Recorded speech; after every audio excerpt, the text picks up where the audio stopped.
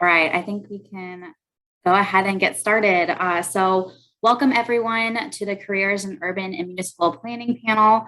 My name is Emily Preziotti, and I am the Community Wildlife Manager at the National Wildlife Federation. So as part of my job, I work with communities across the nation in building wildlife habitat and engaging people and educating them in doing so. But back to the reason we're here. The planning profession is described as both an art and a science, evaluating the physical, social, and economic impacts of various forms of development on local, state, and national levels.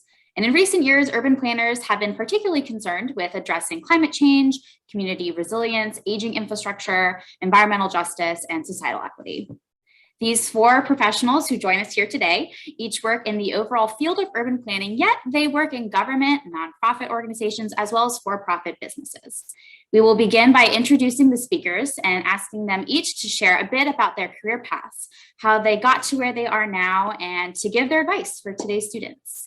A reminder to the speakers, we will have built-in time for Q&A, and we want to make sure each speaker has time. So please try to keep your individual presentations to about 5 minutes.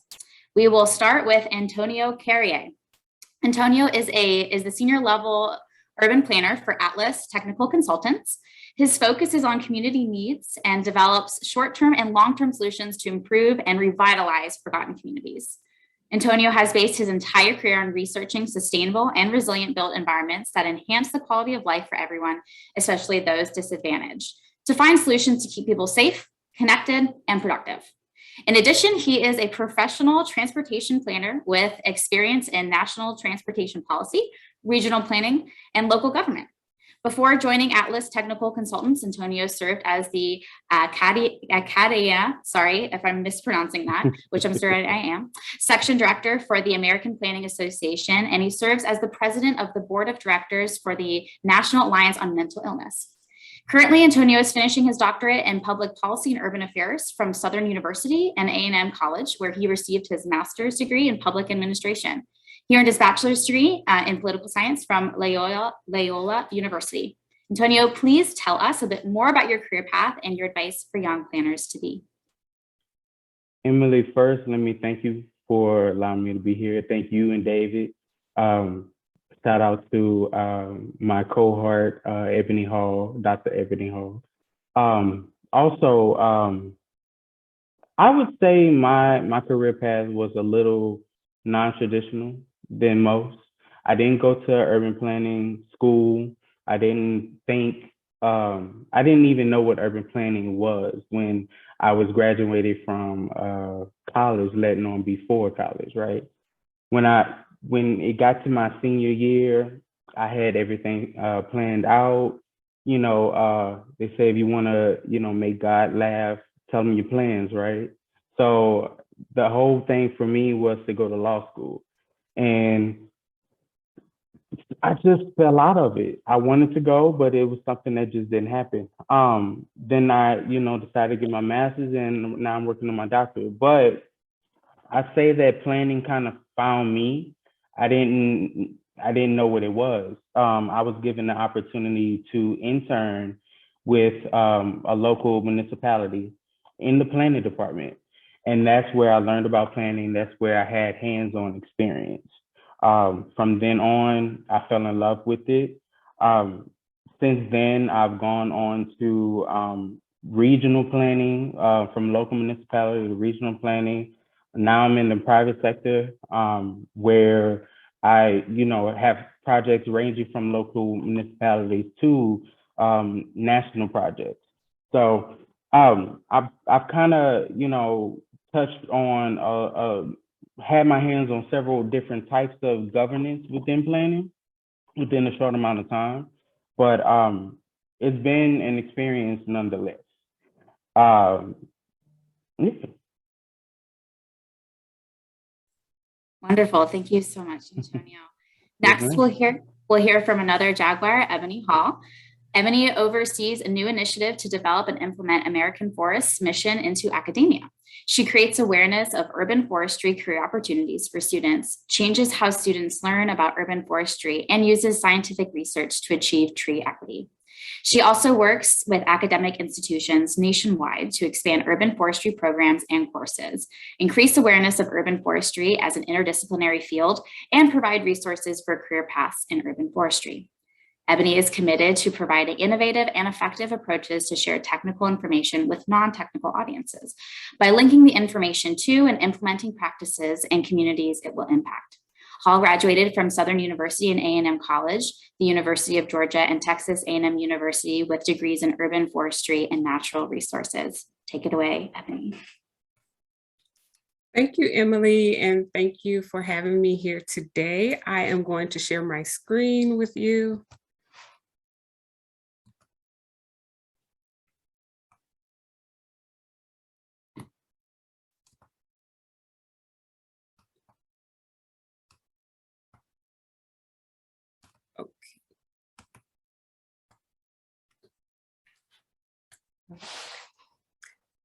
All right, so hello, my name is Dr. Eboni Hall. I am the Director of Career Exploration and Development at American Forest. We were founded in 1875, so we have been around for over a century, and we've been committed to this work for a long time to enhancing the environment.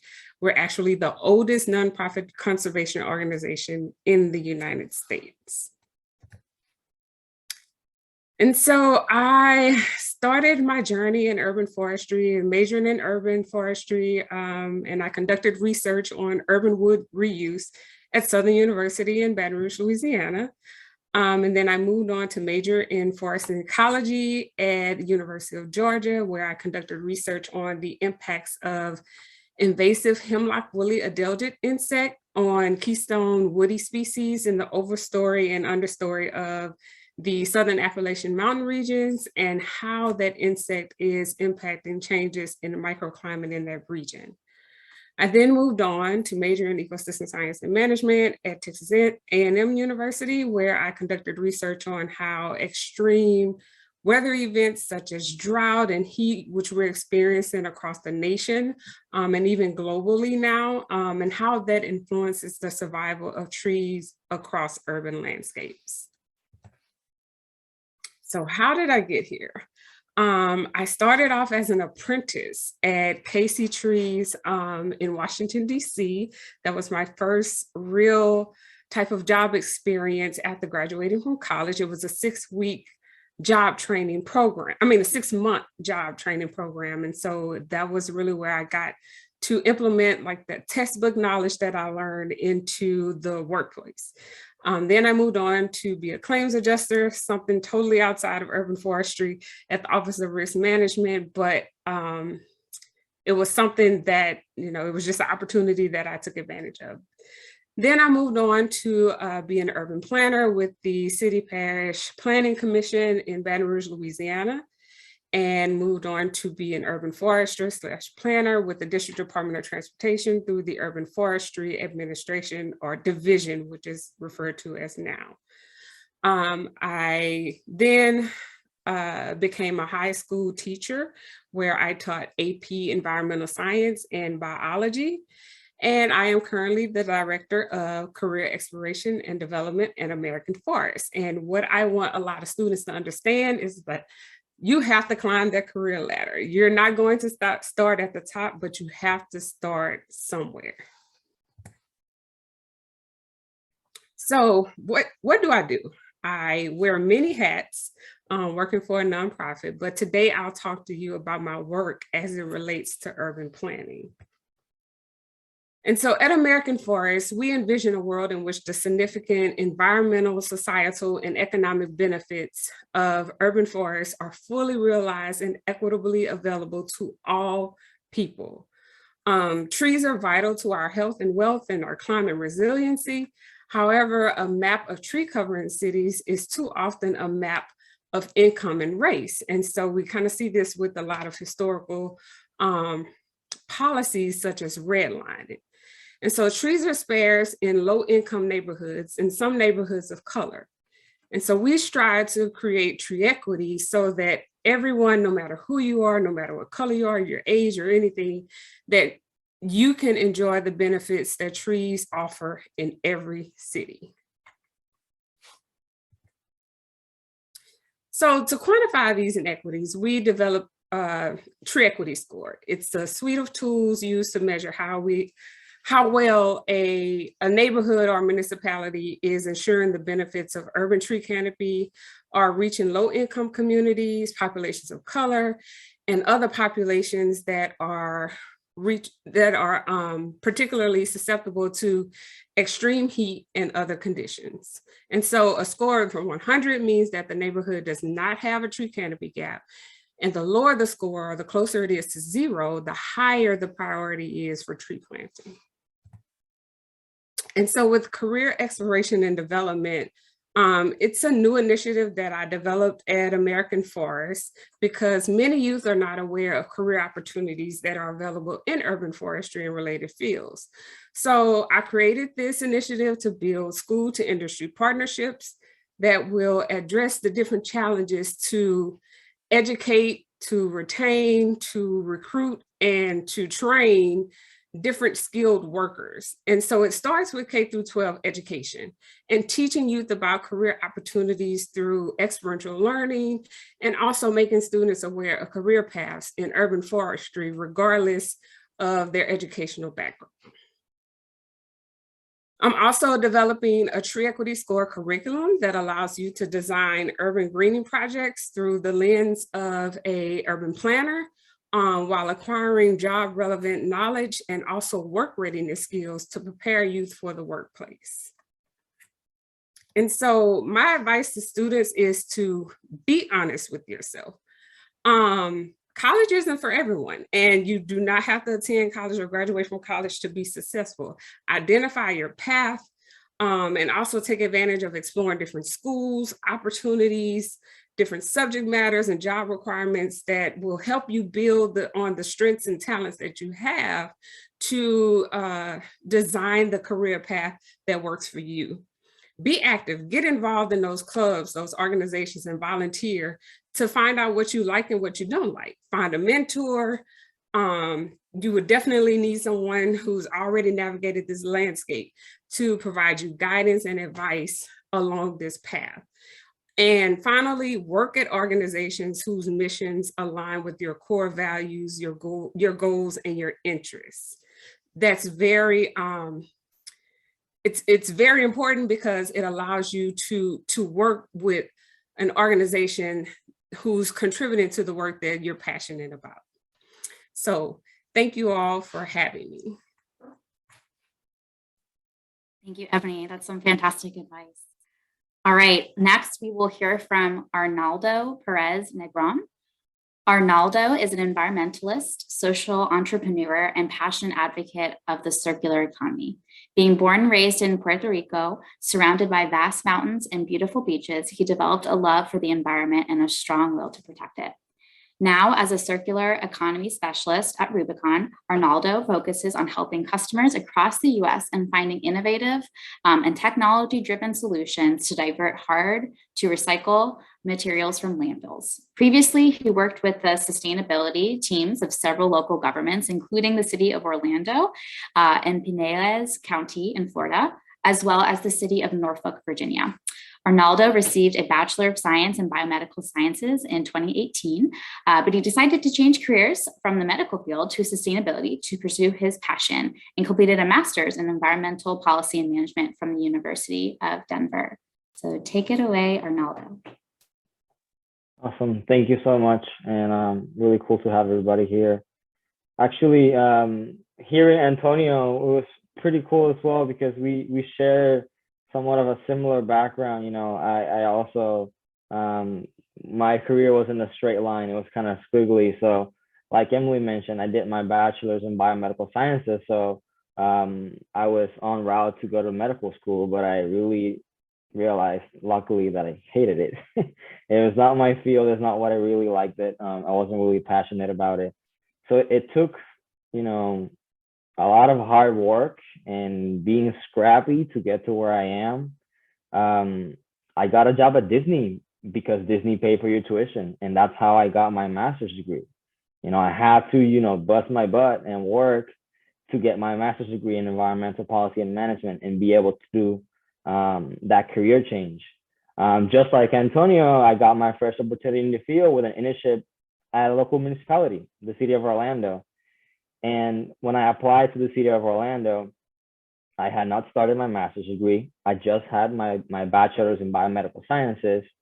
And I applied with a focus on what are my transferable skills. What of what I know, my research, my analysis, what I've done, applied to that internship. And I was completely lucky and thankful that Ian Lahif over there took a chance on me and brought me in, and that has completely changed my life afterwards. Because, you know, even though I didn't have the years of experience or the specific wordings on my resume, I still applied and I still look for those skills, and I took that chance, and someone took a chance on me. So fast forward to now, like Emily said, I work at 3 different local governments. I did a fellowship with the Environmental Defense Fund, which is an awesome program that I would recommend to all college students, called the Climate Corps program. Really connects you to organizations across the US, both private and public, and puts you up there. It's like a good sign of approval. So I was very lucky to get into that. And then after, you know, working at those local governments, I now landed at Rubicon. So we're a software company in the waste and recycling space, and we help to recycle. We help to divert from landfill hard to recycle materials. So looking back, I would, you know, really tell students in the urban planning space, and I may be biased, but to look at it from the circular economy lens. Nowadays, we have that linear model, which is, you know, take, make, waste, and it doesn't work. But if we take a circular economy lens, you know, we can help, you know, keep products, materials, and assets in a closed loop. We can, in turn, then eliminate that waste and that pollution, and at the end, help regenerate nature. So I would really recommend students to look at it from the circular economy standpoint. And lastly, just from a general, you know, career advice, you know, once you're applying to jobs, really think and ask about what's the day-to-day, because that day-to-day, it's going to be your life. It's what you do when you wake up till you clock out, or even if you're starting a business, you know, really look at your day-to-day and focus that day-to-day on what you're really truly passionate about and you really care about, and that you're good at or can learn to be good at, because that's what's going to make you happy, and that's what's going to translate in those positive results. So now that you're young, you know, keep please trying to find your niche, your area of expertise, and what you love.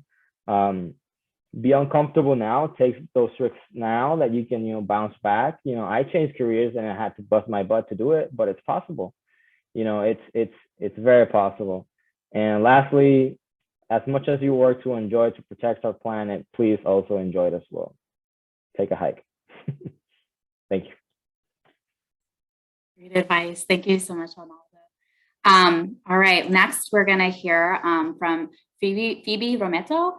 Phoebe works at the City of Austin Office of Sustainability, focusing on air quality and climate action that reduces environmental impact and improves quality of life outcomes for historically impacted communities. Phoebe was previously a program manager at ClearResult, where she implemented utility energy efficiency programs for large commercial and institutional organizations across Texas. Prior to ClearResult, she was an Environmental Defense Fund Climate Corps Fellow, tasked with evaluating energy and water conservation initiatives at Hudson-Tillotson University.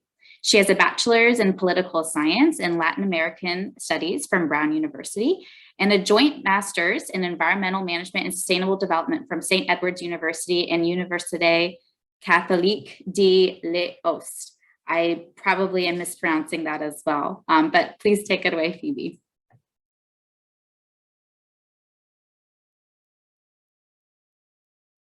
Hi, can you hear me and see my screen? Okay. All right.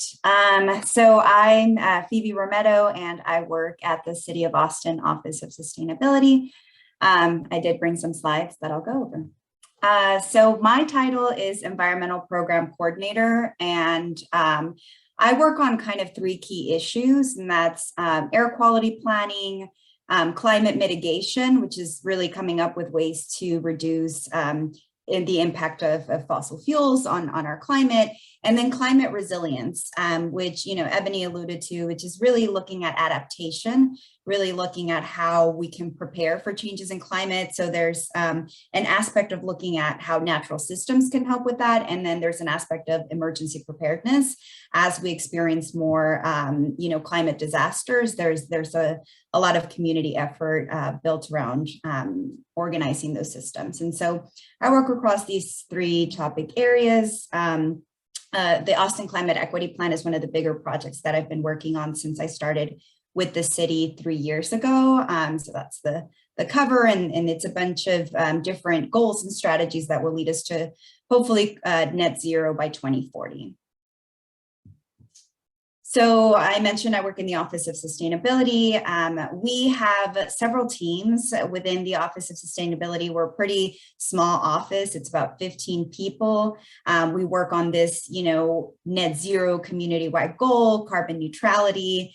We also have a food team that works on a healthy and planet-friendly food system. A lot of that focus has been a lot more on food access and, of course, emergency food response. So that work is continuously evolving and really ties much more into this climate resilience and adaptation work that our office does as well. And so what does that look like? We have this climate equity plan. We tried to have a really robust community engagement process as we were in planning and putting together that plan. Now we're in the implementation phase, which is arguably harder, is actually getting some of these things off the ground. But through that work, we did develop an ambassador program to reach out to communities that have been historically excluded by government processes and impacted.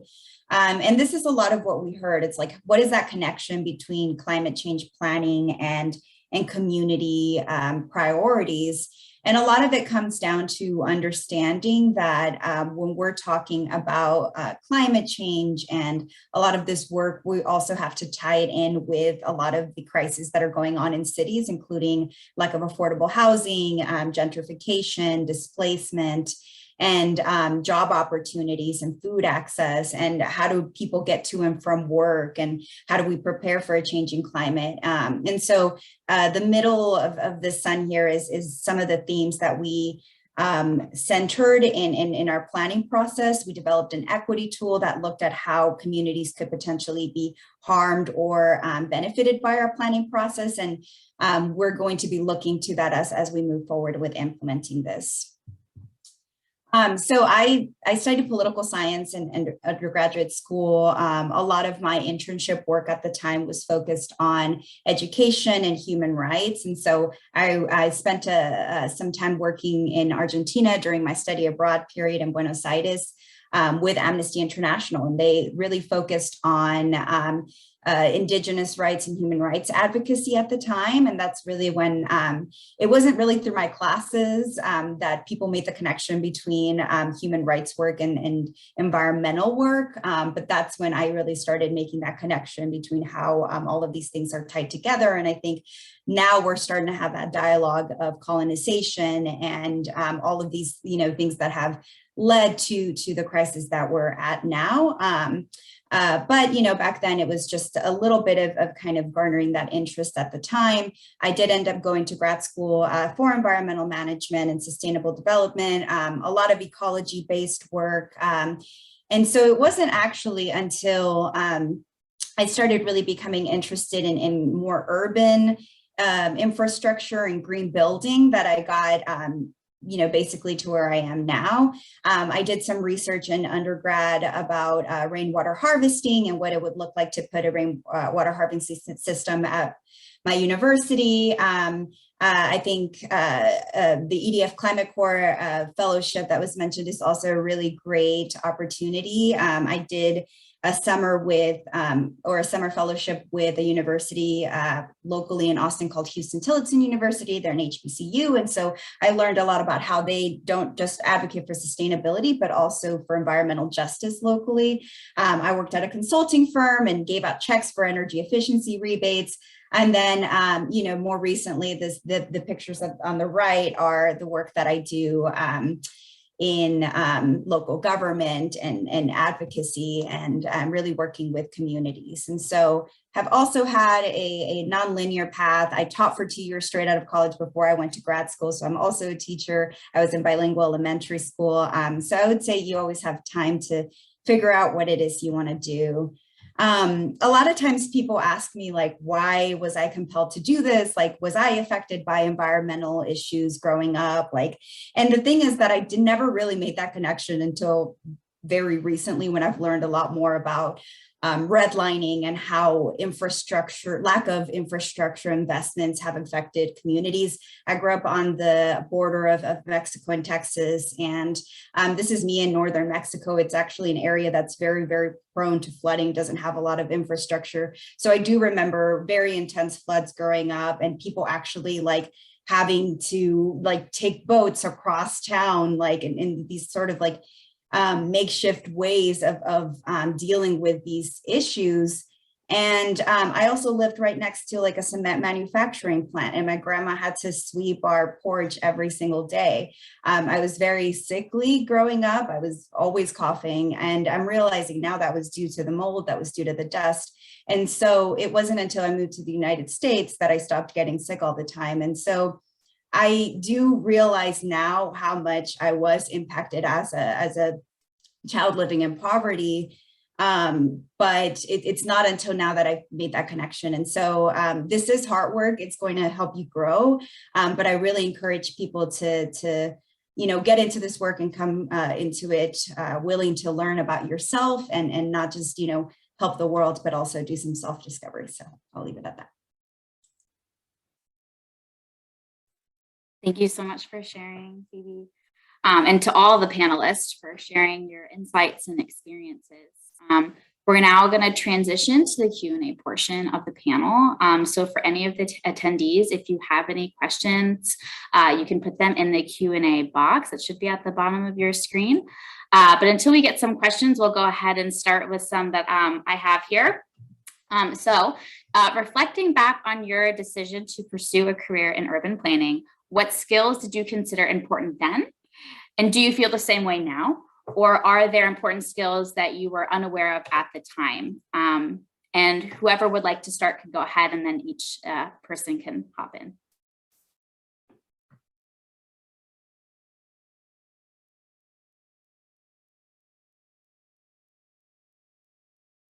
I can also pick someone. I could jump in. Thank you, Eboni. I wouldn't say it's necessarily a skill that's only exclusive to planning, but definitely need good communication skills, being able to not only communicate your thoughts and ideas, but being able to work on a team, being able to work in silos as an individual, because sometimes it will take teamwork and collaborative efforts. It will also take you doing some individual work yourself, being able to research different types of policies, different types of planning, I guess planning ideas from other municipalities. And planning, you don't reinvent the wheel. You borrow from the work of others. And so I think that's a great thing about planning, is being able to identify what works best for your city, what works best for your region or your state. It depends on what level that you're working in, but those are definitely different types of skill sets that you would need to be successful in the field. Great insight. Any others? Go ahead, Antonio. I think that Eboni really touched on majority of them. So thank you, Dr. Hall. But I think that just to piggyback off of what you said, communication definitely is a strong skill to have, whether it's speaking with governmental officials, whether it's speaking with the public, whether it's communicating, your thoughts, or what exactly does certain policies mean. Communication skills is definitely important.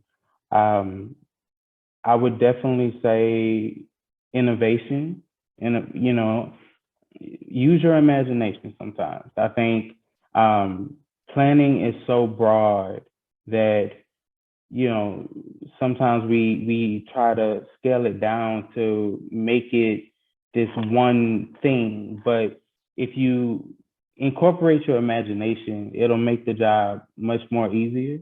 I think for me it has. But it has its days. So, you know, I'm not going to lie to you, it has its days, but it is a rewarding field. I wouldn't change it for the world.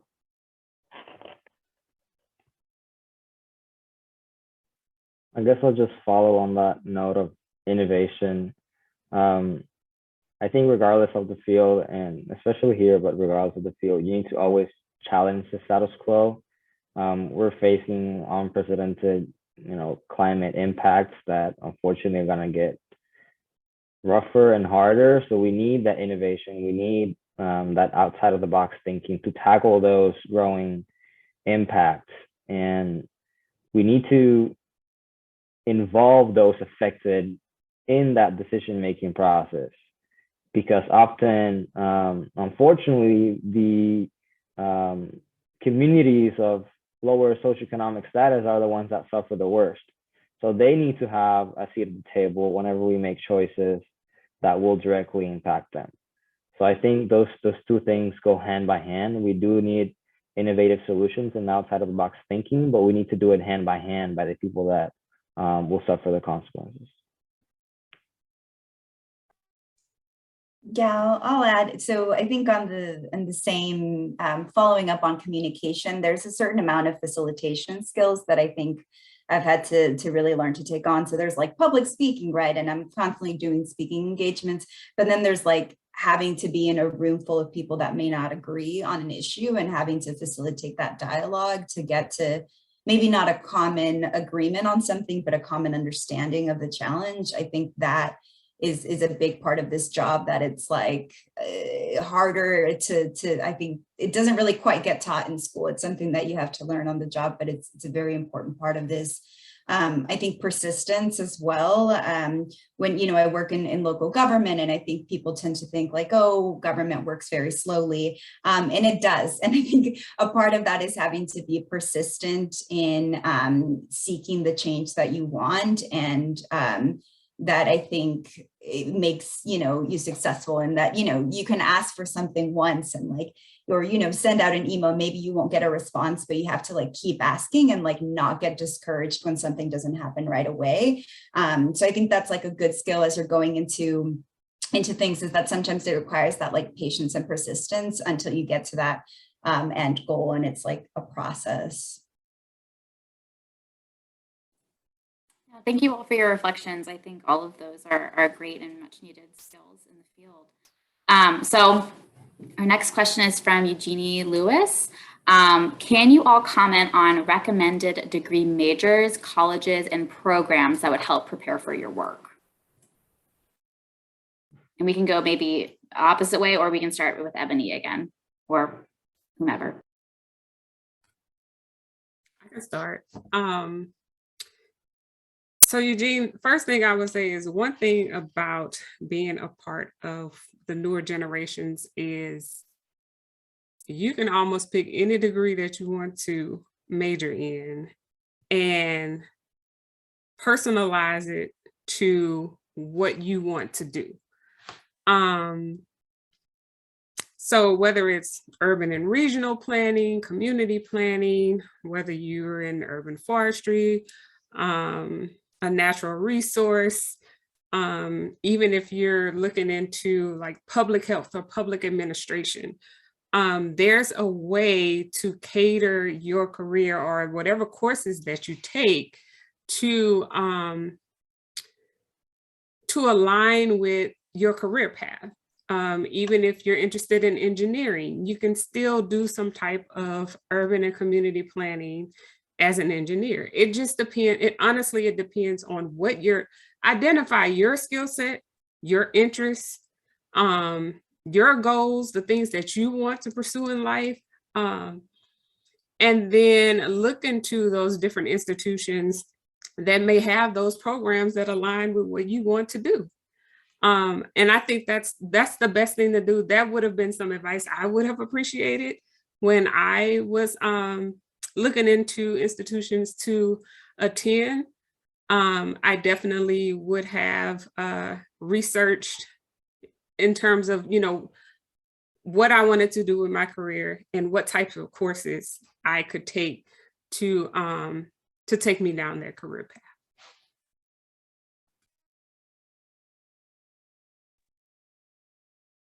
I would also say, Eugene, that as far as degrees, like Ebony said, like Dr. said, you pretty much can cater anything to, some form of urban planning.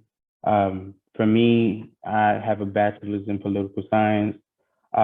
You, in some form of fashion, you're gonna, encounter governmental policies, legislature, things like that. Then I got my master's in public administration. I learned about financial,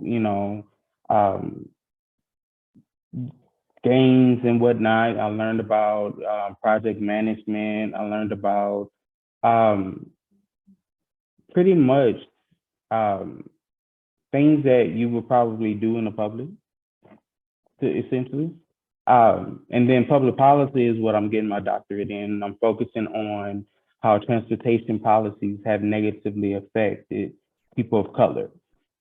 So my goal with that is to help, hope one day to help influence legislature, help reform certain laws that we have now to better present more equity and more equality when it comes to urban planning.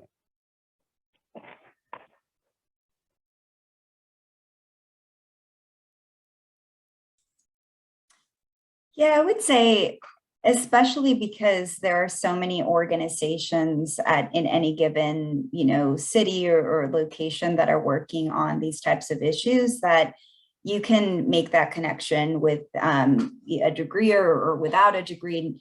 I think one of the most impactful ways to really learn about, environmental work from an advocacy lens is to find organizations in your area that have been doing this work oftentimes for decades, and to try to find a way to support that work. And you really want to figure out what it is that you want to do. If you'd like to get into advocacy and community organizing, there are so many impactful ways to do that without having to study a specific thing. If you are wanting to get into engineering or get into something more specifically that would require some skills, then you can start looking at degrees that might work on that. But, again, I didn't study science in undergrad. I did in my master's. But I would say that my degree was more focused on ecological studies and project management. And what I'm doing right now is not necessarily, project management, sure, but I ended up doing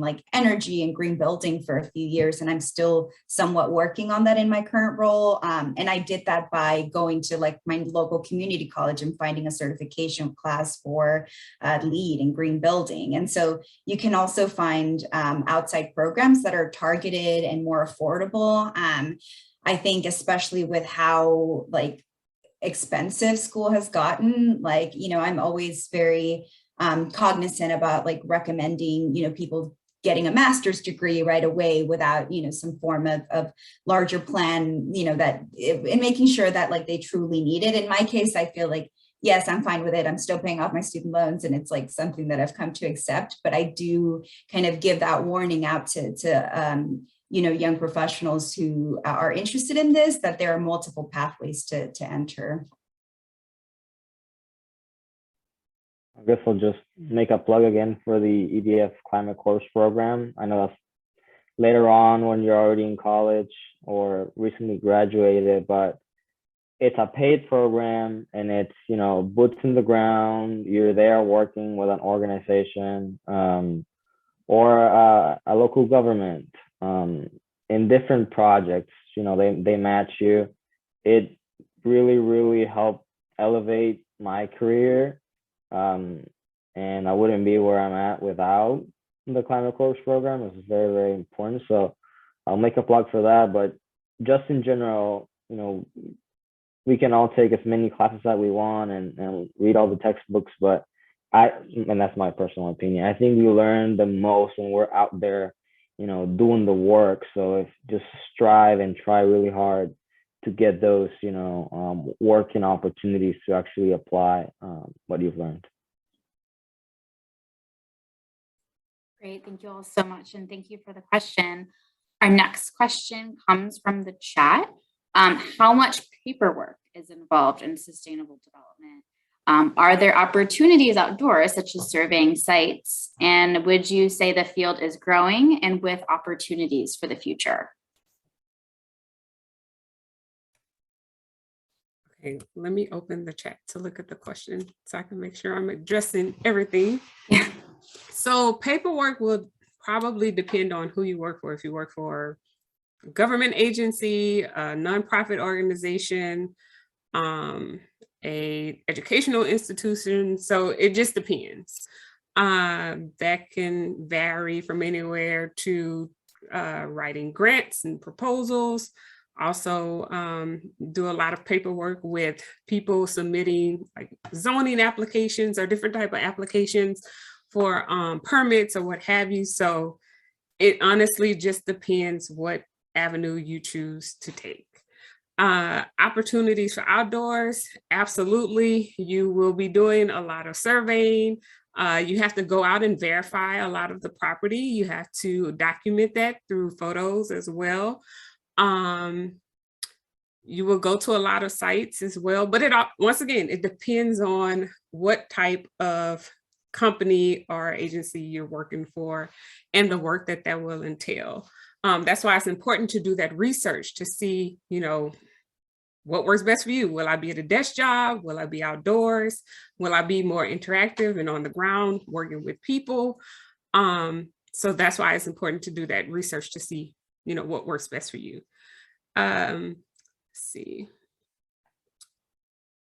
I will say that in terms of, hold on, I think the question went away, but I think one of your questions was about the growth, the job growth in the field. If you just look at the United States alone, urban areas are growing and expanding at rapid rates. From here on out, we will always need people working in any type of urban field, whether it's urban planning, urban forestry, any type of urban initiative you can think of. We will definitely need people working in this arena because we're trying to defeat climate change. We're trying to understand how we can build greener, more smart and sustainable cities. We're trying to understand how we can identify like food crisis and food security. So you pick your career, there is something for you to do. You just have to identify those ways that work best for you. And but there's definitely opportunities for growth. And the oh goodness, the department or the Business Bureau, I think that's the name of it. They actually have, I'll link it, but they actually estimate job growth and predict job growth over like the next 10, 20 years. And so I'll send that information to you so you can have an idea of how a lot of these jobs are predicted to grow over the next decade.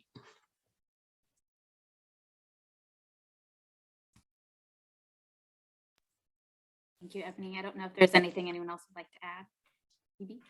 Yeah, you know, I think, yeah, it is role specific how much you might be sitting in a computer doing spreadsheet work or doing, you know, grant applications and a lot of this like, you know, slower, more arduous work. And some people like that, right? I think it just depends on what you prefer for your day-to-day to look like. I think in some cases, like my previous job, it was consulting. Consulting is similar to sales in that you're constantly talking to people, you're constantly relationship building. There's a lot of site visits and meetings with people. And I walked around a lot doing site inspections for building installations, for lighting and air conditioning systems and things like that. And so that was not very heavy on the documentation work. Right now, because we've been in a pandemic, a lot of my work has been sitting on Zoom calls and doing meetings and writing this plan and doing a lot of that.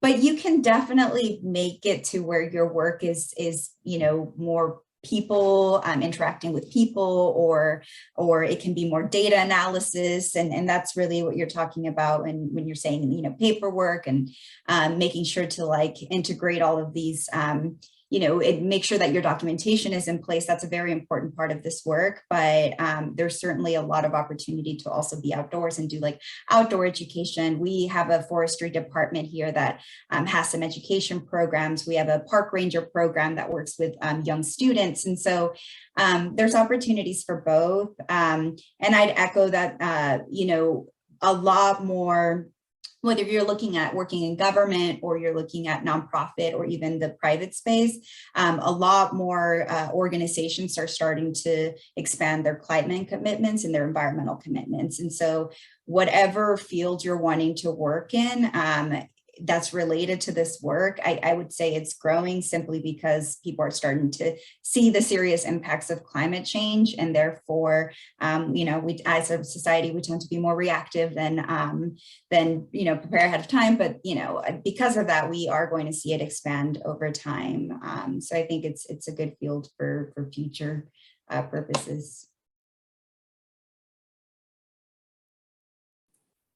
Thank you, Phoebe. Arnaldo or Antonio, if you have anything to add, let me know. I guess really quick, because there was another question it says, what ways have you guys found to convince people that there's a sustainability union, the community college, and they're trying to reach a bigger audience? And I would say the best way to try to convince people is to first ask them, what are their pain points? What do they care about? And then test those assumptions before you try to convince them. And once you know what are their pain points, what interests them, and you test your assumptions, then you start sliding in what you want with their pain points, and you build that solution from the ground up instead of just coming up with something that you think might convince them and just trying to force it on them. Go all the way around, have conversations with people, ask what do they care about, what bothers them, and then try to solve those issues with whatever you're trying to convince them about. So yeah, that's my quick advice. Thank you so much for adding your advice there. Antonio, go ahead. Yeah, I'll just add that a lot of times we host public meetings. Sometimes what I found that really works is that you take the meeting to the people. You meet the people where they are. A lot of times more participation comes from places that you wouldn't normally conduct a meeting, or catch people at a sporting event, something like that. When it's something that's definitely going to impact a majority of people, then I think it's really important that we also incorporate meeting people where they are. That's another way to, really show initiative and to try to help convince people, what's, favorable.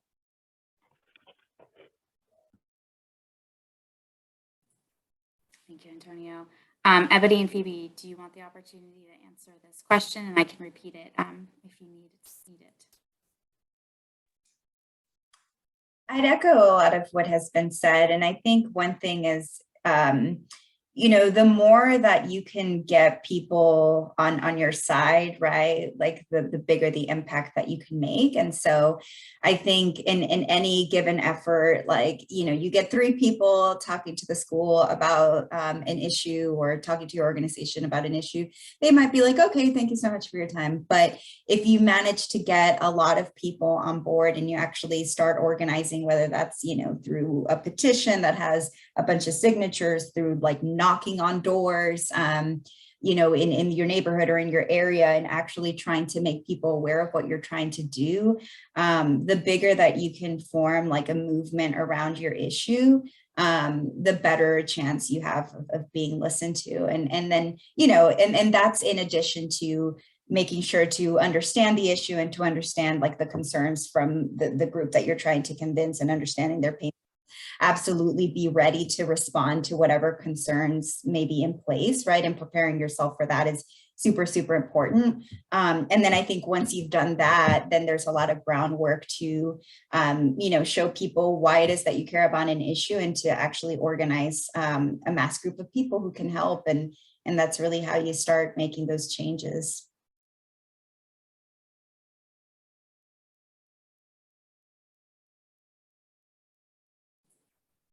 Thank you, Phoebe. Ebony, do you have anything you'd like to add? We can also move on to the next question. No, I won't add anything. That was exactly what they said is what needed to be said. Perfect. All right, so the next question touches a little, also asked about opportunities for growth in urban planning. So if there's anything else you'd like to add to that topic, please do so. But if you all could comment on how cities are planning to improve mass transit. This individual is looking to learn a little bit more about that.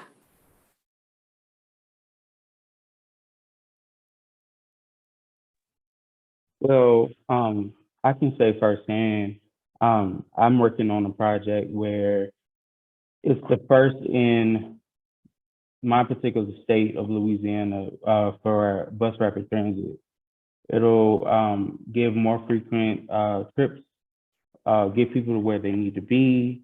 Also, another great thing that's happening within mass transit is I think that a lot of agencies and a lot of cities are incorporating energy-powered buses into their fleet.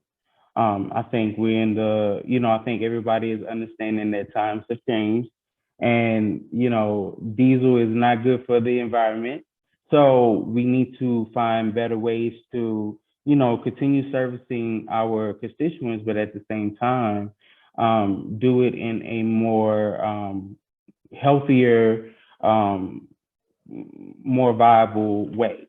So that's one way that I've come to see transit changing over time. I'll add really quick as well. When I used to work at the city of Orlando, and I've seen it do it recently, like Antonio mentioned, they are changing a lot of fleet from gas power to electric buses. So that's a big step. But a really cool example that I would say is Paris. I was reading recently, they're taking a lot of streets out, and they've been doing that for like the past 6 years, and they're continuing to do it. And sometimes we think we need to add more streets and have more cars and have more lanes, but places like Paris are doing the contrary. They're taking out lanes and they're making more walkable spaces, and they're adding more public transportation, and that's being better for everyone. People can get to point A to point B how they like. They can walk more. Everyone's healthier. There's less pollution. There's a long list of positive impacts by doing so. So I would just encourage that definitely.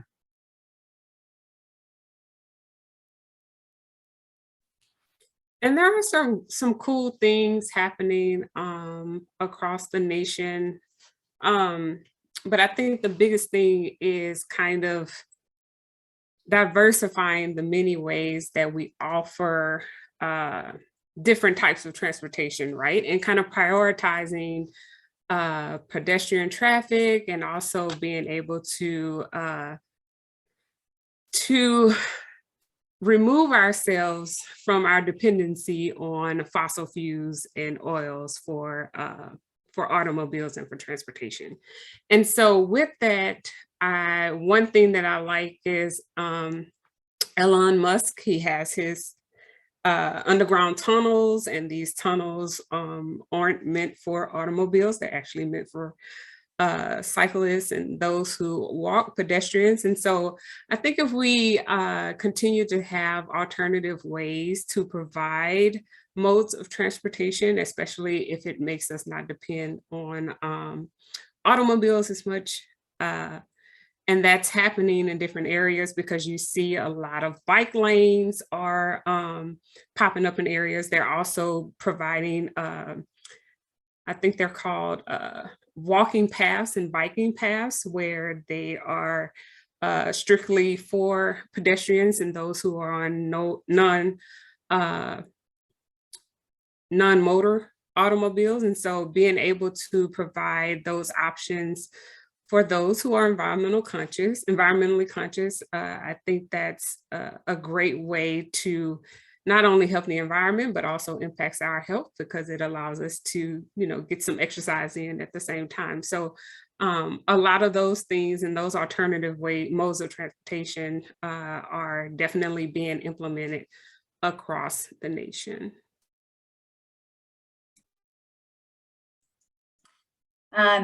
This is something that Austin has been thinking a lot about because we actually have a municipal utility that provides our electricity, and they have some pretty aggressive decarbonization goals to be carbon free by 2035, which means that at least when we're talking about our scope 1 and 2 emissions, the grid itself is going to get a lot smaller, and then we really have a problem with our transportation emissions.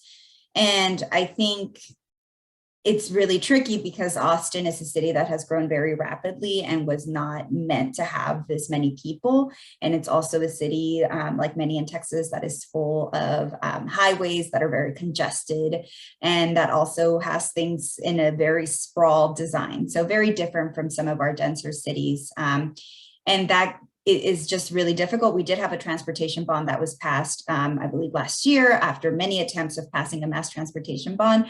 And so that's going to provide some work over the next decade that's going to improve our systems.